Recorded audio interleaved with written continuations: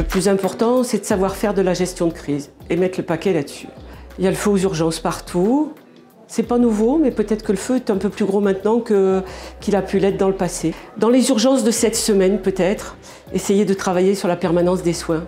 Ambulatoires aussi, pas seulement l'hôpital, parce que le problème des urgences, finalement, il est probablement un peu en amont, un peu en aval.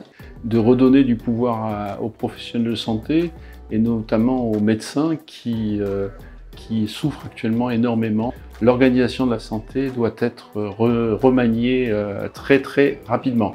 Porter la réforme de la tarification des services de soins de suite et réadaptation qui vont devenir les soins médicaux et réadaptation à partir de l'année prochaine et d'en faire une réforme équitable du financement, c'est-à-dire une vraie réforme alliant des échelles de pondération communes, publiques et privées et des échelles de tarification publiques et privées communes de manière à pouvoir répondre aux besoins phénoménaux devant nous, notamment sur la prise en charge des usagers en moyen séjour.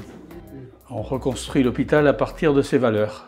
Et il ne suffira pas d'argent, il faudra autre chose, il faudra aller plus en profondeur, voilà, avec les hospitaliers. La priorité nationale, ça devrait être la santé pour tous et que les personnes en situation de handicap soient aussi bien soignées que vous et moi, que ce soit en médecine de ville, aux urgences, pour un cancer, pour un diabète, pour n'importe quelle pathologie. Pour moi, il y a une priorité absolue. Que faire pour faire en sorte qu'il y ait de nouveau des professionnels de santé dans les établissements de santé et dans les établissements médico-sociaux? Parce que là, tel qu'on est parti, on ne passera pas l'été. Alors, si j'avais une demande à faire, c'est d'organiser réglementairement le salariat des médecins et avec une mesure peut-être un peu plus restrictive, c'est-à-dire inciter réglementairement les médecins à venir travailler avec une réglementation sur les salaires qui aujourd'hui reste quand même une problématique floue en fait. Il est important de rencontrer le terrain, il est important de connaître les problématiques de gestion du terrain pour faire face à la situation que nous avons aujourd'hui avec accompagner les IPA, accompagner le salariat en MSP, développer toutes les actions, toutes les richesses qu'on peut faire et aussi développer des maisons de santé qui sont marraines des territoires un peu à déshérence à côté d'elles. Je pense que là, l'urgence, c'est nous donner les moyens de recruter de manière attractive des médecins sur statut ou hors statut. Mais enfin, il faut faire quelque chose parce que clairement, le nouveau statut praticien contractuel ou le nouveau statut praticien titulaire, c'est un peu compliqué. Alors Madame Bourguignon, en tant que DRH, je vous enjoins à vous occuper du mental des soignants, mais aussi de leur corps. Mais la question de l'engagement, ouais, ça me paraît important. Les Covid graves en réanimation ne sont plus un problème pour les établissements hospitaliers. Et pourtant, on vit maintenant cette phase un peu post-traumatique, dépressive, avec beaucoup de gens qui s'interrogent sur le sens de leur engagement, sur le sens de leur métier, sur leur trajectoire. Voilà, et on a besoin de ce moment de réconciliation autour du sens qu'on donne à son action. C'est l'accès aux soins non programmés en particulier dans le monde libéral. C'est finalement sur des solutions qui fonctionnent, qui ont été abandonnées. Ce sont les secrétariats médicaux. Les secrétaires médicaux peuvent être en situation de traiter un certain nombre d'appels, de les qualifier, de les orienter. On peut le faire. Ça peut faire sourire, mais moi ça ne me fait pas sourire parce que c'est vraiment une solution. Voilà.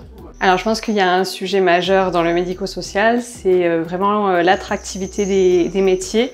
On fait face à un absentéisme quand même record sur nos établissements, avec beaucoup de pénurie de personnel, donc on a vraiment des difficultés en termes de management, mais aussi de prise en soin et puis d'accompagnement pour les personnes âgées. Donc c'est de rendre attractifs ces métiers-là et peut-être faire mieux connaître le secteur médico-social pour donner envie aux nouvelles générations d'intégrer nos équipes. L'accessibilité aux soins nécessaire. Je suis dans un département où 35% des habitants sont dans le renoncement aux soins. Ça me paraît extrêmement important. Et puis, j'allais dire, continuer à renforcer le maillage des territoires par la coordination et la collaboration des professionnels de santé. Je crois que la crise a montré aussi que les professionnels de santé savaient s'organiser en intelligence, en agilité.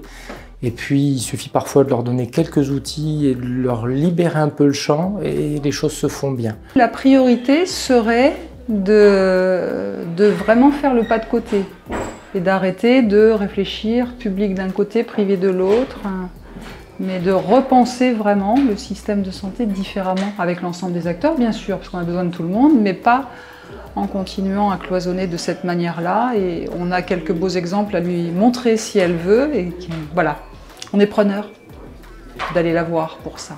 Ces hospitaliers toulousains seraient heureux de vous accueillir pour recevoir le soutien de la ministre en faveur du CHU de Toulouse, premier CHU de France remarquable par son rayonnement médical soignant, mais aussi par ses projets qui nécessitent attention et en l'occurrence un soutien financier au service d'une population locale, métropolitaine, départementale et régionale. Les projets existent, les financements manquent un peu, les soignants l'attendent et le directeur général aussi avec beaucoup d'attention, de considération. Merci pour votre confiance.